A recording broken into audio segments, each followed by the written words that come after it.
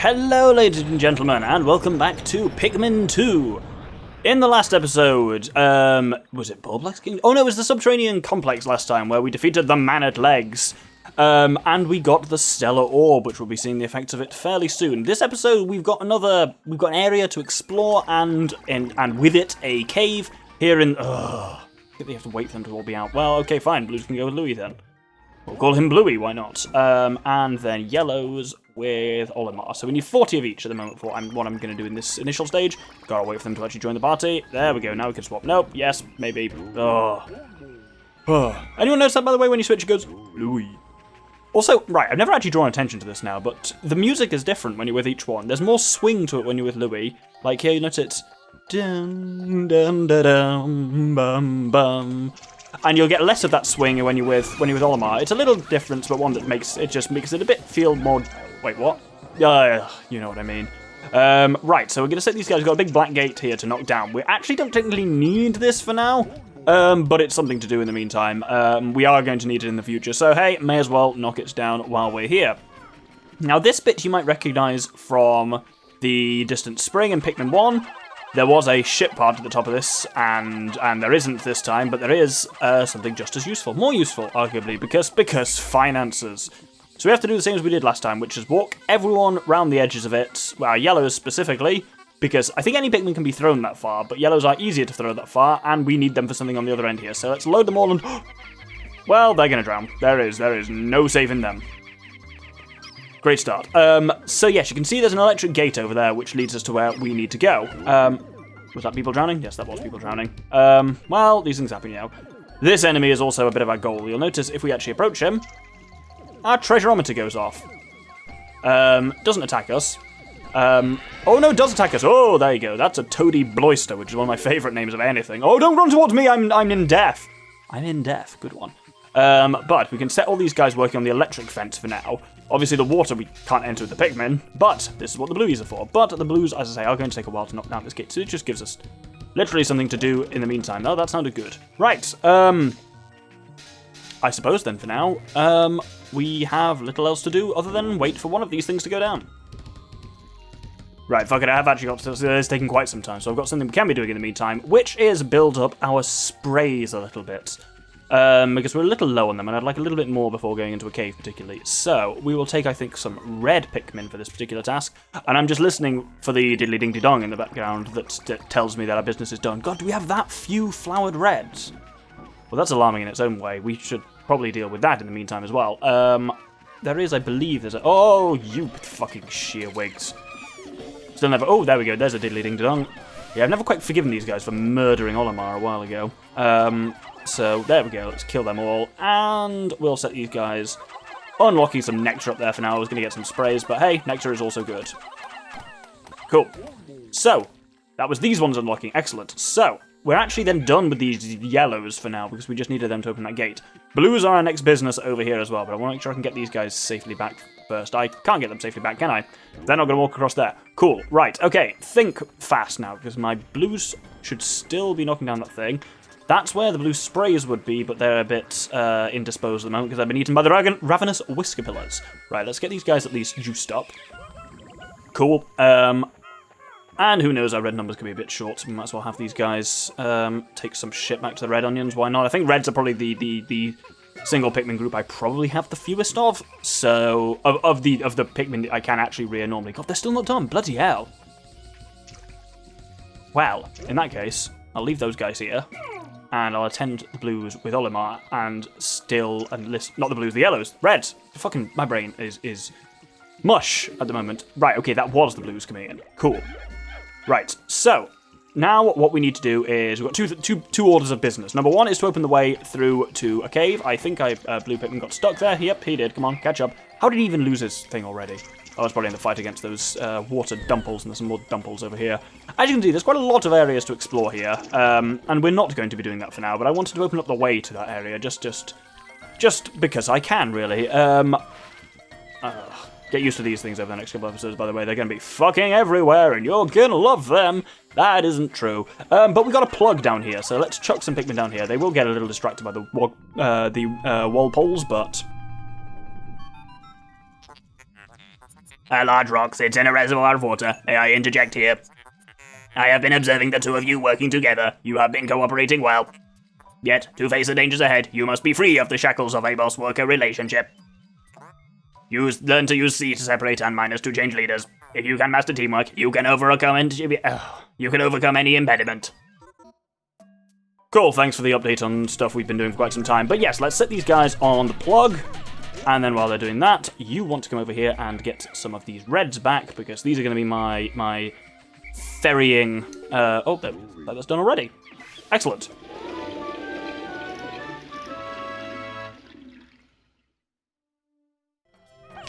So, that has unlocked us a cave over here. We will be heading down there in a bit.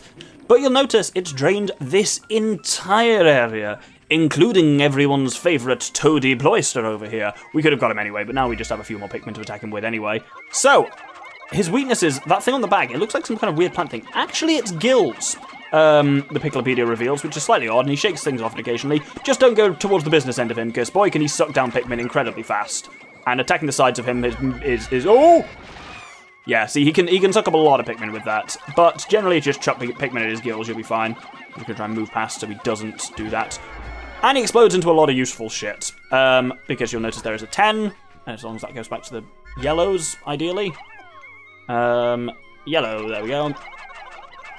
And then the rest of the spoils can go. We got an item, a treasure even, and we have got, is that going to go to the yellow still? Cool, and we've got another thing, a bit of blood man. Blood man, what the hell do I even mean by that?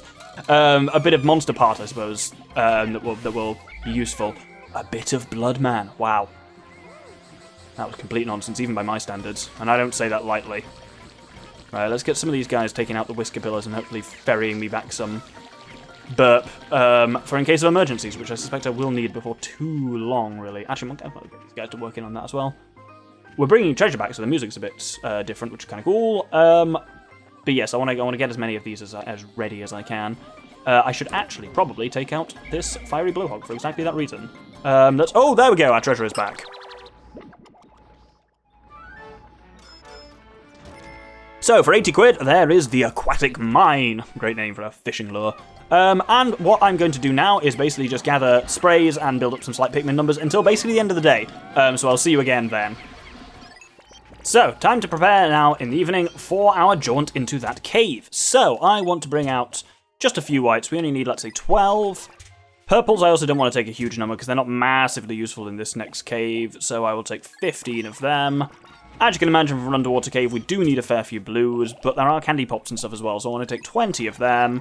Yellows, we need very few, so let's just take the minimum we really need, which is 12 for a couple of anno beetles, and that's about it. Well, not even anno beetles, fucking some kind of irritating dweevil we've not seen yet. And finally, we'll top up the rest with about 25 reds, just your standard cannon fodder.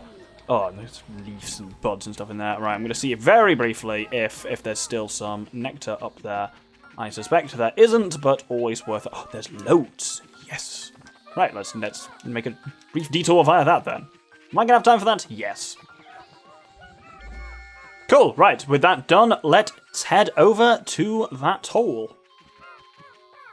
Obviously, you can technically get all your Pikmin there before having lowered it, but it's a real bugger to do, whereas once you've emptied this area, this stays empty like forever now, which is pretty handy for getting around this part of the Perplexing Pool far more easily.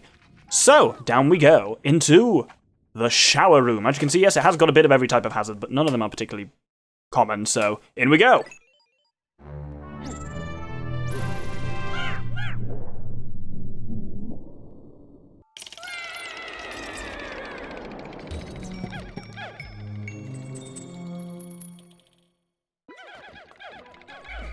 So, the shower room, as you can imagine, is themed like this. It has a couple of tricks and nasty things to watch out for. There's a watery blowhog over there who's fucked off. The first thing I want to do on this floor is separate out and take out some of these electric hazards, I think, because, as I've always said, electric should be your primary focus on this, because electrics are the only things that can kill instantly. There's a lot of them in the shower room, is falling rocks. You'll hear and you will see shadow forming. If you see either of those things, get the fuck away, because if that hits a Pikmin, and that Pikmin's gonna have a bad time. Right, let's see what we can do with that. There is, yes, a cave Woollyhop here and a watery blowhog. Let's just get this out of the way. Yes, we're going to go Beefy B. Set on water, I suppose? Oh, yep, no, we've not seen a Pikmin be set on water before, so there it is. Emergency, Pikmin are suffering. So being drowned as a Pikmin is also just a thing that you can whistle them free from, which is quite nice. I'm going to head over here and quickly get this one done as well. I don't actually want to go through to the goal yet, but I just want these electric gates taken care of, because otherwise they will cause me a significant amount of shit later, I'm fairly sure. Right. So we've done that way, and there's the enemies over there, and we'll deal with that in a second. Let's grab these guys in the meantime and take care of this final wet blowhog that we've got over there. Watery blowhog, not wet blowhog. That's much worse. I really thought he'd just throw my dudes into the way of a rock, which would have been a shitty move on his part. We'll have that. Actually, might as well take his corpse over here. Come on, lads, grab the corpse. Let's roll. Right, I want to take on the Woollyhop that's through there next, and I want a pretty minimal force to do it. A couple of purples for stun locking, and you know what, actually that's going to be it. I'm aware of the risk of taking like all of my purples in like this, but... Oh, is he hiding next to the fucking watery blowhog? No, I'm sure we can lure him out pretty easily. They're aggressive enemies of the... Right, let's get the purples and stun lock him. There we go. These are incredibly dangerous enemies. Take them out quickly and carefully, or you will have an extremely bad time. I've said that before with Woollyhops, and I don't know if there's actually a difference between cave Woollyhops and regular Woollyhops. Not a question I want an answer to, quite frankly. I'm happier not knowing and just taking them out as if they are all equally dangerous. I mean, okay, yes, it might be nice to know if they are less dangerous, but I suspect that's probably not the case. Cave variants of things in Pikmin always end up being invariably more dangerous, don't they? If I remember correctly, there's actually only one treasure on this floor, so I'm just going to quickly... I'll put the speeder on while I just hoover up corpses, basically. We're pretty much done on this floor. So, this is... I guess it's like a weird frying pan thing or something like that. I'm not entirely sure what it is, but it's the Divine Cooking Tool. Then my name for what I have in the notes is wrong, which is hilarious. But yes, that's us done here. So, I will just gather some corpses off camera, and then we'll head down to the next floor.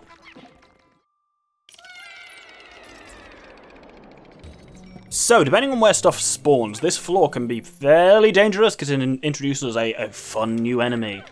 The fun new enemy is over there.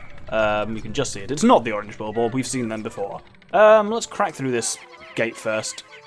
This shouldn't be too bad to actually go down. Like, these ones seem to be proportional to just how many Pikmin are on them. I mean, yes, obviously, but like this goes on very quickly. Way quicker than the one I knocked down with like 40 earlier. Oh, there's nothing there. Cool. Thanks, game. That's neat. So, you can see a new enemy through there. Oh, this is not a great layout at all. Right. I'm gonna... Hopefully he'll fuck off if I move far enough away and go back to sleep, because I kind of want to take out that poison first. Yep, sleepy time for you. Obviously, orange bulbs do wake up very easily, but I want to take out this poison first before it has a chance to fuck me over during a fight with a bloody bulborb. Right. With that done... I am going to take everyone in, against my usual less is more advice, but it's because we've got a good shot at his ass, so with enough purples, we can hopefully just stun lock his buttocks. There we go, nice, he's pretty much locked in. It has drawn the attention of the new enemy to a certain extent. These are a really weird one. This is a lesser spotted jelly float. You'll notice what it does is... it does that. Any Pikmin that are underneath get sucked up into it. Any Pikmin that are sucked up into it will be killed. They'll be suffocated given time. If you defeat the jelly float fast enough... Oh, no. If you defeat the jelly float fast enough, then it will release any Pikmin that are trapped inside anyway. And hopefully that won't be something that really comes up. Oh, apparently we've already got that corpse moving. Excellent. I didn't ask you to do that, but it's nice when Pikmin actually do display useful initiative. Fucking rare, but nice. Obviously, still keep an eye out for shit falling from the heavens as well. But hey, we got a battery, we got some soap, we got all sorts of exciting shit, so let's get it all on the move. Might as well take out this final dude. Hopefully I can squit him, which I did successfully. And then I'll leave a captain here. Chuck you on there. Nope. Maybe. Yep. There we go. And then that's pretty much it. So, Louis can go back to monitor anything. You, carry me home, mate. Thank you. Right, speeder on. So, our first treasure of the Horde on this floor is... this battery, another Duracell one, and this is a D. Oh no, it's a C. What's a C battery? I literally don't think I've ever come across them before, because D's are the big fat ones. Then there's 9 volts to the square ones, 12 volts to the fat square ones, then there's double A's, triple A's. Oh, the C ones they're shorter than double A's, but the same like girth, I think. Well, we'll never know. I mean, I could just check, but I'm apparently not going to. So, with that, obviously Louis is back now, and I think I'm missing a treasure. I think the jellyfloat may have dropped one. Or did I already take that back? We'll find out.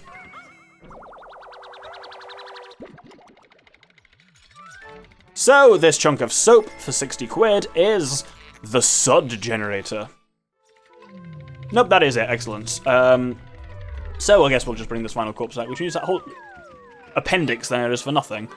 I mean, that often happens. That's the slightly bizarre consequence of randomly generated dungeon layouts. Is often you just end up with like blind ending tunnels that just don't go anywhere and shit like that. But hey, it keeps it a bit more exciting. And so we're actually going to hold it there. We've come to the Perplexing Pool, we've opened up a large area of it, and found the shower room. Next episode, we're going to be delving far deeper into this dungeon, and boy, does it get dangerous fast. Hope you'll join me then. Thank you very much, and good day.